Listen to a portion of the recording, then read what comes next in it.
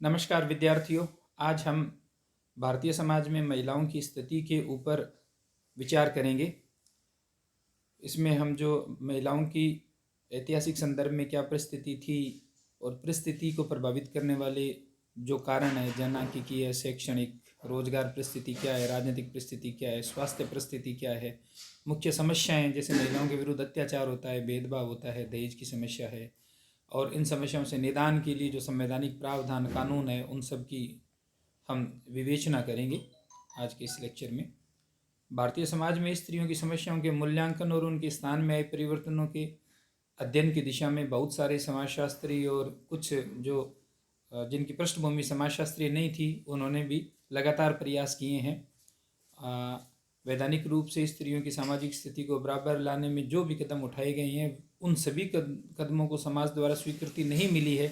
यही वजह है कि आज भी हम महिलाओं के विरुद्ध अत्याचार, अपमानजनक व्यवहार की बहुत सारी घटनाएं देखते हैं। पर फिर भी इस लगातार प्रयासों का परिणाम ये रहा है कि अब समानता का भाव है वो समाज में ज़्यादा मजबूत हो रहा है। बेटे बेटी में फ़र्क की जो पुरानी मानसिकता है वो कमज़ोर पड़ रही है। अगर हम ऐतिहासिक संदर्भ में महिलाओं की स्थिति की बात करें तो भारतीय समाज में महिलाओं की जो स्थिति थी वो हमेशा से ही मतलब फ्लक्चुएट रही है। एक सार स्थिति हो ऐसा नहीं है। मनुस्मृति के रचिता मनु ने नारी को ऊंचे स्थान पर रखते हुए एक तरफ तो यत्र नार्यस्व पूज्यन्ते रमन्ते तत्र देवता का, जबकि दूसरी तरफ जो है वो महिलाओं को अधिकार भी नहीं थे। तो हकीकत में सिद्धांत और व्यवहार में फ़र्क रहा। हमारे यहाँ महिलाओं को पढ़ने लिखने से अक्सर वंचित किया जाता रहा। कुछ एक ही उदाहरण हमें मिलेंगे जब महिलाओं को पढ़ाया लिखाया गया। ये अलग बात है कि हमारे यहाँ विद्या की देवी है, उनका जो प्रतिरूपण है वो महिला के रूप में है, सरस्वती के रूप में। किंतु हमारे घर की जो सरस्वती है वो हमेशा ही अनपढ़ रही है अधिकतर। और मध्यकाल में महिलाओं की स्थिति है वो और ज़्यादा खराब हुई। प्राचीन काल में भी महिलाओं की स्थिति कोई बहुत अच्छी नहीं थी। कुछ उदाहरण जो राज परिवारों में और में मिले जहाँ महिलाओं ने किसी युद्ध का नेतृत्व किया या और किसी तरह से योगदान दिया, तो ये इक्के दुक्के उदाहरण मिलते हैं। तो हम अगर उन इक्के दुक्के उदाहरणों के आधार पे पूरे जो समाज की महिलाएं हैं उनकी स्थिति की बात नहीं कर सकते। हम अगर देखें तो पूरे समाज की अगर संदर्भ में बात करें तो महिलाओं की स्थितियां हैं वो बड़ी खराब रही है और ये लगातार रहा है।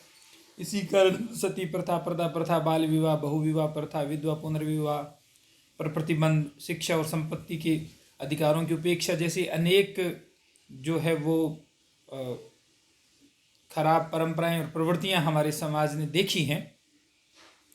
आज़ादी के बाद में जो संविधान बना उसके बाद में हम ही महिलाओं को जो है वो बराबरी का नागरिक समझा गया और बराबरी के अधिकार दिए गए। उसके बाद में उनकी स्थितियों में सुधार आना शुरू हुआ है, विशेषकर शिक्षा। और शिक्षा के बाद में जो उन्हें पद प्राप्तियाँ हुई है उनके कारण आज महिलाएं खुद वोकल हो पाई हैं और वो अपने अधिकारों के प्रति सतर्क हैं। बाकी समाज है, पुरुष समाज, वो भी इस चीज़ को समझने लगा है। महिलाएं खुद को भी हीन समझने की उनकी जो मनोवृत्तियाँ विकसित कर दी गई थी सामाजिक परंपराओं और विमर्श के द्वारा, वो अब कमज़ोर हुआ है। महिलाओं की जो परिस्थिति है उसके कई संकेतांक है या कई उसके निर्धारक हैं। उसमें पहला है जनसांख्यिकीय परिस्थिति। जनसंख्या की संरचना का अध्ययन विभिन्न बिंदुओं के आधार पर किया जा सकता है, जैसे लिंग, आयु, मृत्यु दर, व्यावसायिक वितरण, शिक्षा, ग्रामीण और शहरी जनसंख्या आदि। पुरुष और स्त्री का लैंगिक अनुपात और मृत्यु दर का अध्ययन महिलाओं की जनसांख्यिकीय परिस्थिति को जानने के लिए जरूरी है। भारत में पुरुषों की तुलना में स्त्रियों की संख्या अपेक्षाकृत कम है और यह स्थिति कष्टपूर्ण है। हम अगर जनगणना के आंकड़े देखें तो लिंगानुपात 1901 में 972 था। ये 1951 में आज़ादी के बाद की जो पहली जनगणना हुई तब 946 आ गया और फिर ये और नीचे गया। हालांकि 2011 की जनगणना में इसमें थोड़ा इम्प्रूवमेंट हुआ है। उम्मीद करते हैं कि जो 21 की जनगणना होगी उसमें इसमें और ज़्यादा सुधार आएगा। तो बीच में जो एकदम से डिप हुआ उसका एक रीज़न जो था वो कन्या भ्रूण हत्या भी थी। अब कानूनी प्रावधान भी हुए हैं और लोग भी इस चीज़ के बारे में जागरूक हुए हैं और इसे एक घिनौना कृत्य समझने लगे हैं, तो ये चीज़ कम हुई है। अगर महिलाओं की शैक्षणिक परिस्थिति की बात करें तो आज़ादी के बाद में जो है वो नारी शिक्षा को लेकर के और बड़े पैमाने पर काम हुआ है और इनके अपेक्षित परिणाम भी मिले हैं। आज चाहे हम ग्रोस एनरोलमेंट रेशियो की बात करें और चाहे साक्षरता की बात करें, दोनों स्थितियों में महिलाएं हैं उनकी स्थिति लगातार बेहतर होती चली गई है।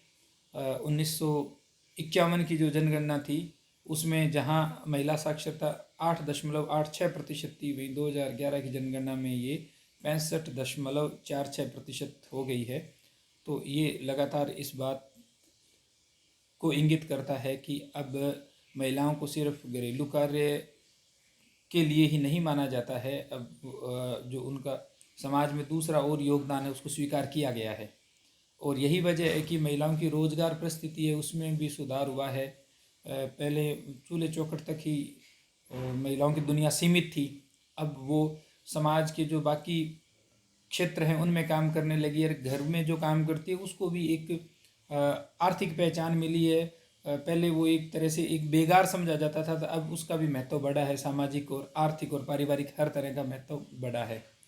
तो और जो महिलाएं खेत में काम करती है किसान के रूप में, जो किसान की पहचान थी वो पुरुष किसान की थी, अब किसान की पहचान महिला किसान के रूप में भी हुई है। इसका हम एक प्रभाव अभी हाल में जो किसान आंदोलन चल रहा है उसमें भी देख सकते हैं कि बड़ी संख्या में महिलाएं हैं वो उसमें भाग ले रही है। तो ऐसा पहली बार हुआ है कि किसी खेती किसानी जिसमें कि हमारी 50% से अधिक जनसंख्या आज भी संलग्न है, उस किसी आंदोलन में इस तरह से महिलाएं मुखर होकर के और शामिल हुई है। तो ये उनके जो जो रोजगार परक परिस्थिति है उसमें सुधार को इंगित करता है। महिलाओं की राजनीतिक परिस्थिति है ये भी बड़ी तेज़ी से सुधरी है, विशेषकर जो आज़ादी के बाद की जो हमारी 7 दशक की यात्रा रही है इसमें वो पंच से लेकर के और भारत की प्रधानमंत्री और राष्ट्रपति तक रही है, मुख्यमंत्री राज्यपाल के पद तक पहुंची है।